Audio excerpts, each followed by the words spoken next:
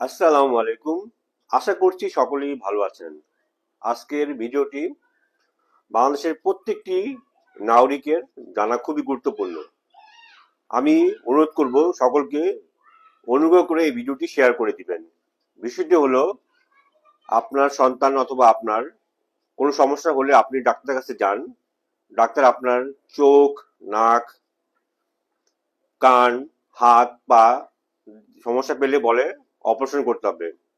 তবে অপারেশনে যাওয়ার আগে আপনার একটি বিষয় অবশ্যই খেয়াল রাখতে হবে, ডাক্তার আসলে অবগত আছে কিনা। যেমন আপনার ডান চোখে অপারেশন, ডাক্তার জানে কিনা যে তার ডান চোখে অপারেশন করতে হবে। আপনার বাম কানে সমস্যা হয়েছে, বাম কানে অপারেশন করতে হবে, ডাক্তার আসলে অবগত আছে কিনা বাম কানে অপারেশন করাবে। এবং আপনার ডান পায়ে সমস্যা, অপারেশন নিয়ে যেতে হবে, ডাক্তার আসলে অবগত আছে কিনা যে ডান পায়ে অপারেশন করতে হবে।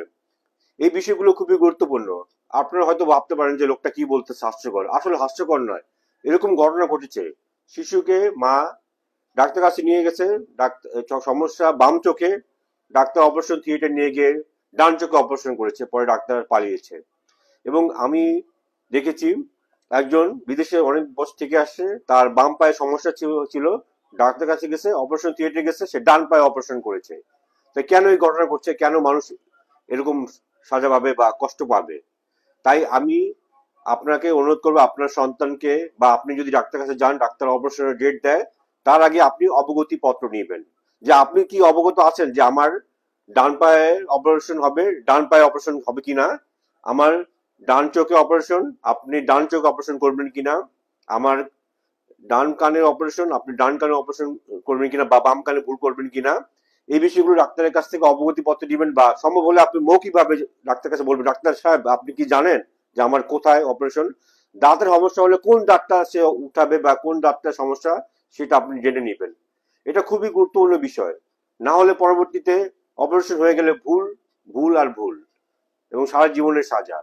তাই অপারেশন যদি ডাক্তার করতে বলে, তার আগে এই বিষয়গুলো জেনে নিবেন। অনেকগুলো বিষয় তাড়াহুড়ো করবেন না, একটু সময় নিবেন। যদিও ইমার্জেন্সি অপারেশন করা ভালো, তারপরেও ডাক্তার কোন চোখে অপারেশন করতেছে, যেই চোখে সমস্যা সেটা কিনা, কোন পায়ে অপারেশন করতেছে, যেই পায়ে সমস্যা সেই পায়ে কিনা, এবং কোন হাতে অপারেশন করতেছে, যে হাতে সমস্যা সেই হাতে অপারেশন করছে কিনা। আজকালকার কি হলো জানি না, ডাক্তাররা এই ভুলটা করছে, এর সাফার জনগণরা হচ্ছে। তাই আপনার জীবনে যেন এরকম ভুল না হয়, আপনি যেন এরকম কষ্টে না ভোগেন, তাই এই সতর্কতা। আশা করছি যারা শুনছেন তারা সবাইকে শেয়ার করে দিবে। এটা সকলের জন্য, বাংলাদেশের আপামর জনসাধারণ সবার জন্য প্রযোজ্য। আপনারা সবাই এই কথা মেনে চলবেন। ডাক্তারের কাছে গেলে ডাক্তারের অবগতি পত্র দিবেন, ডাক্তার দেখুন আমার বাম চোখের অপারেশন, ডান চোখের না, আমার বাম কানের অপারেশন, ডান কানে নাই। সেই বিষয়গুলো ডাক্তারের কাছে অবগতি পত্র দিবেন, তাহলে আপনি নিশ্চিন্ত থাকবেন। একবার ভুল হয়ে গেলে, কারণ ডাক্তার তো অবশ করে নেয়, শিশুদের অবশ করে নেয়, বড়দের অবশ করে নেয়, তারা আসলে বুঝতে পারেন তার কোথায়, তার ডান চোখে হচ্ছে নাকি বাম চোখে হচ্ছে, তার ডান পায়ে হচ্ছে নাকি বাম পায়ে হচ্ছে। তো এই বিষয়গুলো খুবই গুরুত্বপূর্ণ।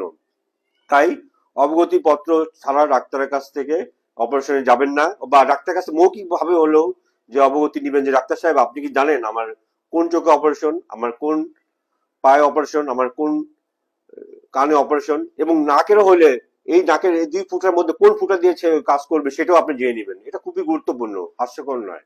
আশা করছি যে যেখানে দেখতেছেন এই বিষয়গুলো শেয়ার করে দিবেন। ভালো লাগলে অবশ্যই ভালো লাগার মতো, কারণ এগুলো খুবই গুরুত্বপূর্ণ। মানুষ সাফার করছে, ভবিষ্যতে যেন সাফার না করে, কষ্ট না পায়, সেজন্য আমি সবাইকে বলছি। আশা করছি সকলেই ভালো থাকবেন। অপারেশনে যাওয়ার আগে সতর্ক থাকবেন, কোথায় কি অপারেশন হচ্ছে, কিভাবে করছে জেনে নেবেন। ধন্যবাদ সবাইকে। আসসালামু আলাইকুম।